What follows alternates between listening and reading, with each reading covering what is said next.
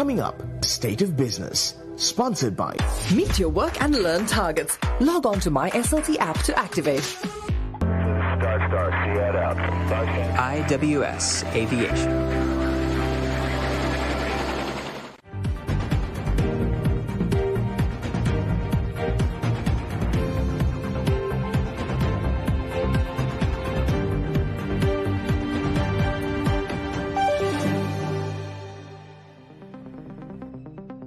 Good evening and welcome to the State of Business on our television.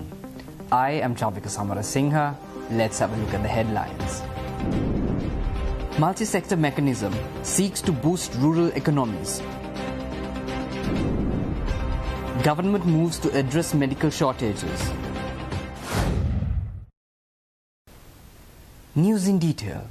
The multi-sector mechanism to empower rural economic revitalization centers was recently initiated under the patronage of President Ranil Wickremesinghe. The multi-sector mechanism aims to ensure food security and nutrition. The vision of the food security program of the government is to ensure every citizen has access to enough food at a reasonable price to lead an active and healthy life at any given situation of the country.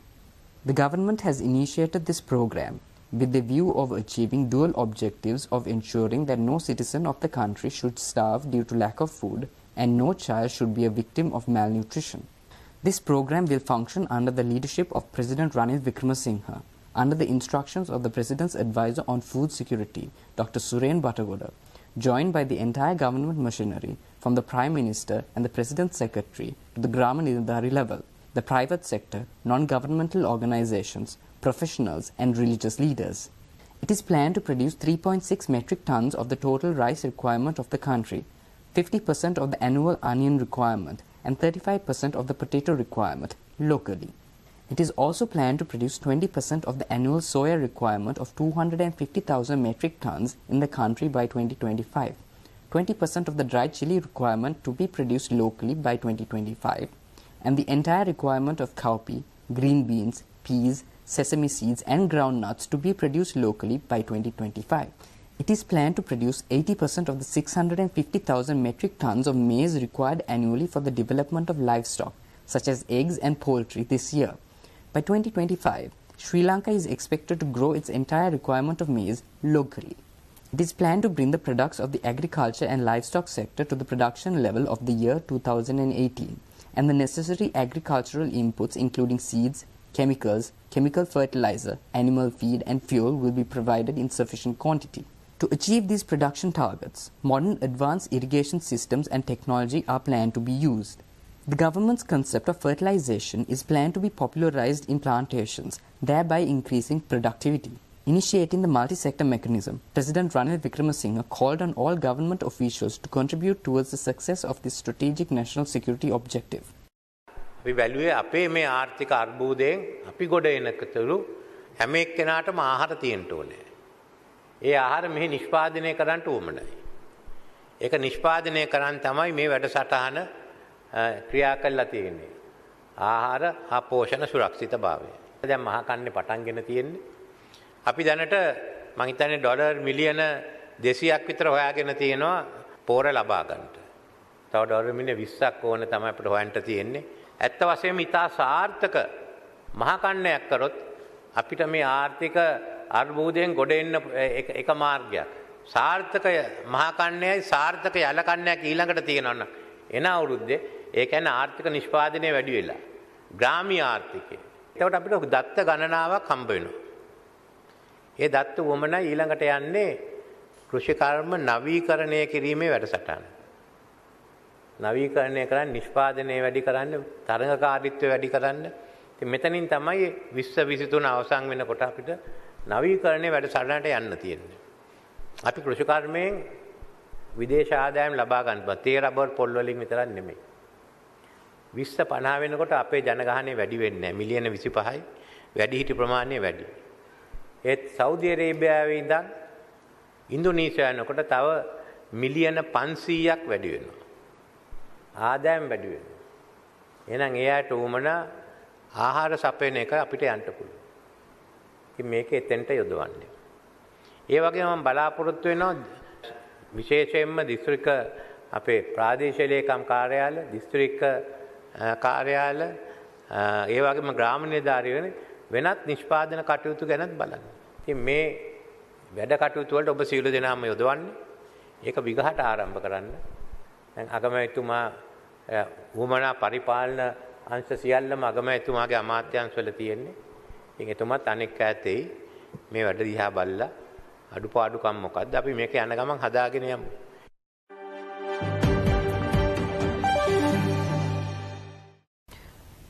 Admitting that state hospitals are experiencing a shortage of medical supplies, Secretary to the Ministry of Health, Janaka Sri Chandragupta, discussed some of the measures taken to manage the available supplies.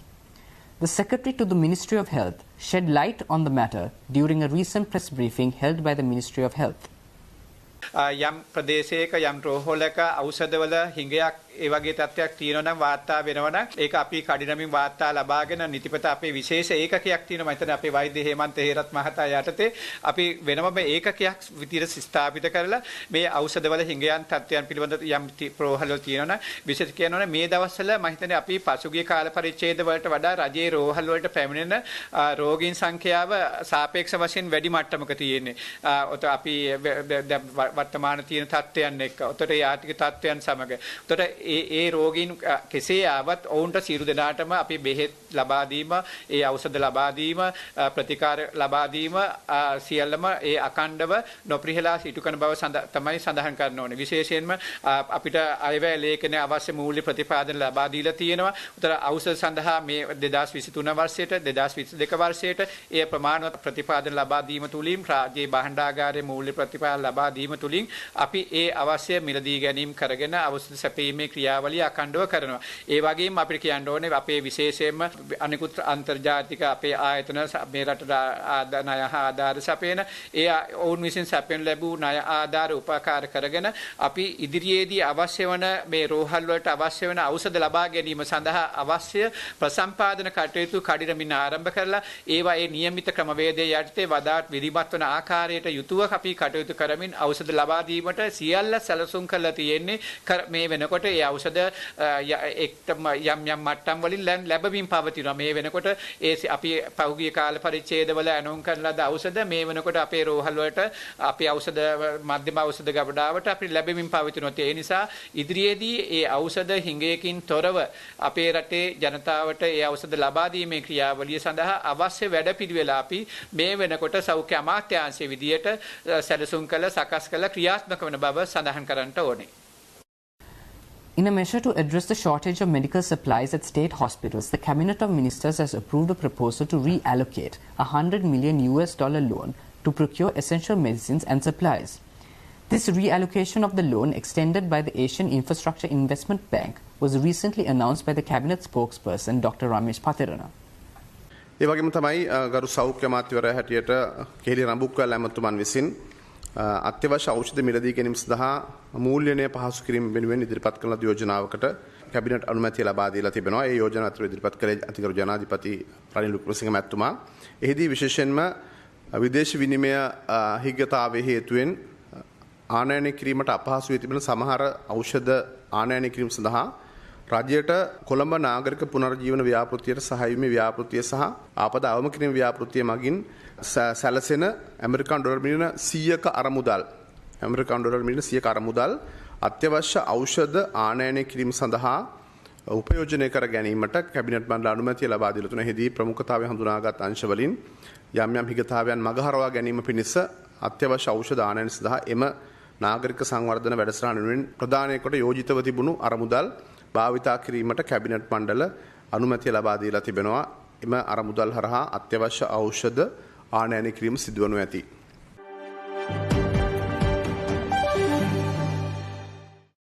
Stay tuned. We will return after this commercial break.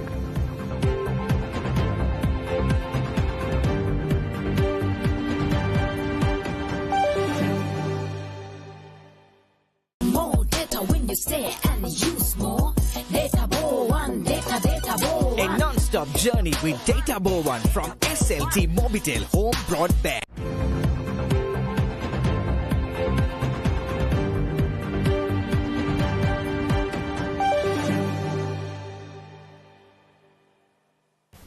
Welcome back. Asian Development Bank's Director General for South Asia, Kenchi Yokoyama, recently called on Prime Minister Dinesh Gunawardena. Director General Yokoyama has assured ADB's support for the country's development and efforts to overcome economic and fiscal challenges. The Prime Minister briefed the Asian Development Bank's Director General on steps to revive the economy and requested ADB's support for government programs. These programs are aimed at protecting vulnerable groups and include plans for rural agricultural development to increase production and increase export of surplus. Yokoyama said that the ADB's $200 million emergency assistance loan and the $3 million grant from the Japan Fund for Prosperous and Resilient Asia and the Pacific would ensure access to food and protect livelihoods for the poor and the vulnerable, especially women and children. Sri Lanka entered into an agreement with ADB last week to obtain loan funds repurposed from the ongoing ADB portfolio. The ADB funds will provide crucial support to the government in extending assistance to vulnerable groups and restoring livelihoods of the poor and vulnerable, including farmers. ADB's country director has said this loan forms part of the ADB's emergency response package to the multifaceted challenges facing Sri Lanka. ADB has been addressing immediate needs such as essential medical supplies, materials for water treatment, and working capital for small and medium enterprises by reallocating surplus loan proceeds from ongoing loans. Moving forward, ADB will continue to work closely with development partners to support Sri Lanka's recovery from the economic crisis. The Prime Minister, during the meeting, touched on the ADB-funded ongoing Puranagama project for water supply, development of local government infrastructure, and policy reforms. On this, the ADB Director General said he would consider the possibility of further assistance to complete the project.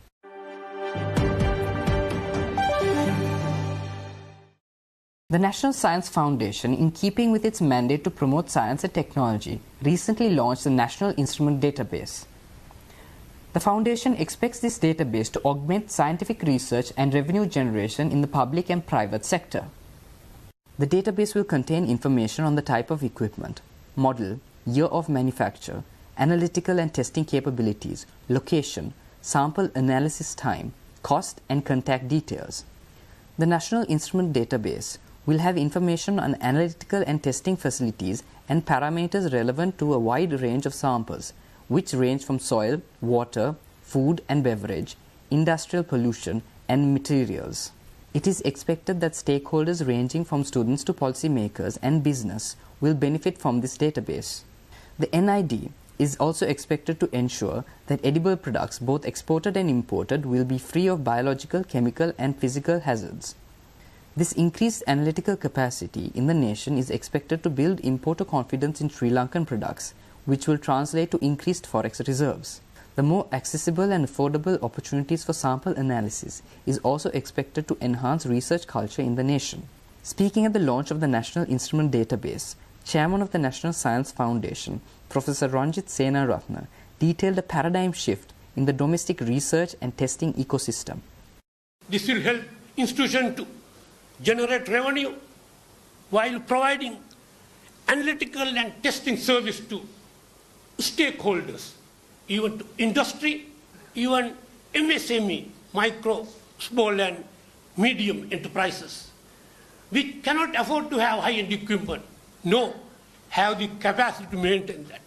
In addition, person maybe in a, say, farmer in Mullatiu wants to get a soil sample analyzed.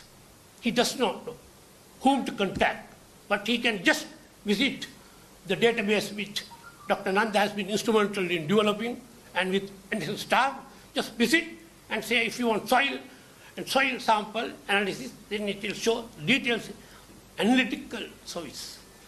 It's a huge industry, growing rapidly in the world.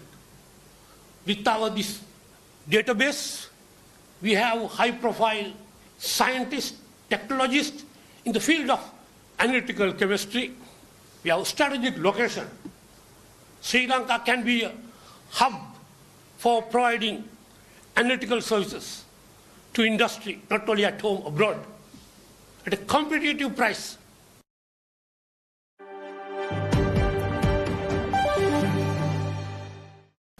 Also speaking at the launch of the National Instrument Database was Dr. Nanda Gunawardana, who detailed the specific objectives behind compiling the database. There are some other objectives behind this entire process. The first thing, develop public-private partnership by providing services, especially for the private sector from the state sector and other R&D institutions. The second one, actually, we don't think, especially in government sectors, generate additional revenue by providing services. The third one, actually, as Chairman mentioned, prevent unnecessary duplications. Initially, I was the director of International Research Center, University of Peradeniya. After that, I came to SLTC. From chemistry and physics department sitting next to each other, right? But a lot of staff members from chemistry department don't know the instrument available in physics department. That is the reality. So we have to connect and also avoid duplications. The fourth one, actually, rationalize the high-end equipment available in universities and R&D institutions. The fifth one, especially for the industry, provide accreditation and certification, because when you want to do export something, a lot of people ask that. So we want to develop that facilities using this instrument database. Those are the 5 key areas that we were supposed to do under this small project.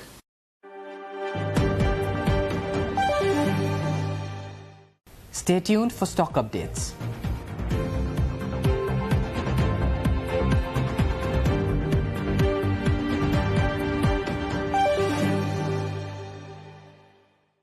More data with low latency. Data Bow 1, data Bow 1. A non-stop journey with Data Bow 1 from SLT Mobitel Home Broadband.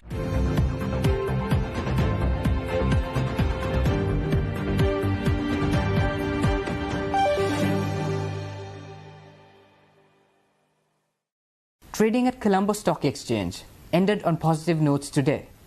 The all-share price index gained 158.26 points to close at 10,072.38, and the S&P SL20 gained 72.44 points to close at 3,252.23. Turnover was 5.3 billion rupees, and over 188 million shares were traded.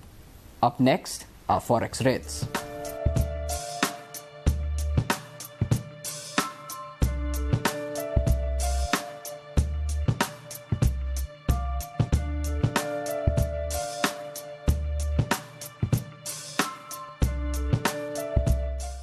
That's all our news for today. Take care and good night.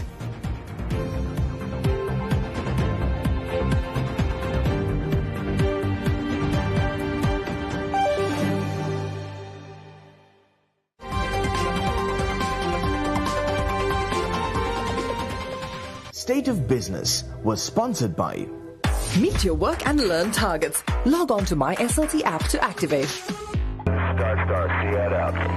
IWS Aviation.